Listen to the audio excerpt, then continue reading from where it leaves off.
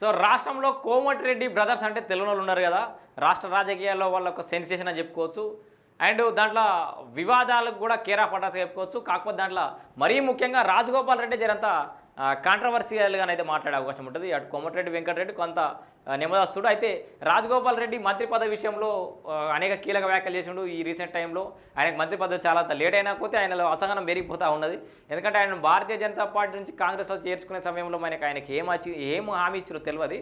అయితే ఇప్పుడు మంత్రి పదవికి దాదాపుగా ఖాయం అని చెప్పేసి వార్తలు వస్తున్న నేపథ్యంలో రాజగోపాల్ రెడ్డి ఒక ముఖ్యమైన విషయం చెప్పిండు. నాకు ఆ శాఖ అంటే ఇష్టం. మంత్రి పదవిపై మనసులో మాటను బయటపెట్టిన కోమటిరెడ్డి రాజగోపాల్ రెడ్డి. నేనే హోంమంత్రిని అంటుండే ఒక రకంగా. హోంమంత్రిత్వ శాఖ అన్నట సార్కి. నాకు ఆ మంత్రిత్వ శాఖ అంటే ఇష్టం, కానీ అధిష్టానం ఏ పదవి ఇచ్చినా చేస్తానని మునుగోడు కాంగ్రెస్ ఎమ్మెల్యే కోమటిరెడ్డి రాజగోపాల్ రెడ్డి తన మనసులోని మాటను బయటపెట్టారు. అసెంబ్లీ మీడియా పాయింట్లో చిట్ చాట్ నిర్వహించిన ఆయన మంత్రి పదవిపై కీలక వ్యాఖ్యలు చేశారు. తనకు మంత్రి పదవి వస్తుందని ఆశిస్తున్నానని అన్నారు. అలాగే సామర్థ్యాన్ని బట్టి మంత్రులను ఎంపిక చేయాలని, భువనగిరి ఎంపీ ఎన్నికల బాధ్యత సమర్థవంతంగా నిర్వర్తించాలని చెప్పారు. అంతేకాక తనకు హోం మంత్రిత్వ శాఖ అంటే ఇష్టమని, కానీ ఏ పదవి ఇచ్చినా సమర్థవంతంగా నిర్వర్తిస్తానని మీడియా ముఖంగా తన అభిష్టాన్ని బయటపెట్టారు. ప్రస్తుతానికి ఢిల్లీ నుంచి ఎటువంటి ఫోన్ రాలేదని, ఢిల్లీ నుంచి అయితే ఫోన్ అయితే రాలేదట మరి సార్కి. కాగా సోమవారం ఢిల్లీలోని ఇందిరాభవన్లో కాంగ్రెస్ అధిష్టానం పెద్దలతో రాష్ట్ర కాంగ్రెస్ నాయకుల భేటీ అయ్యారు.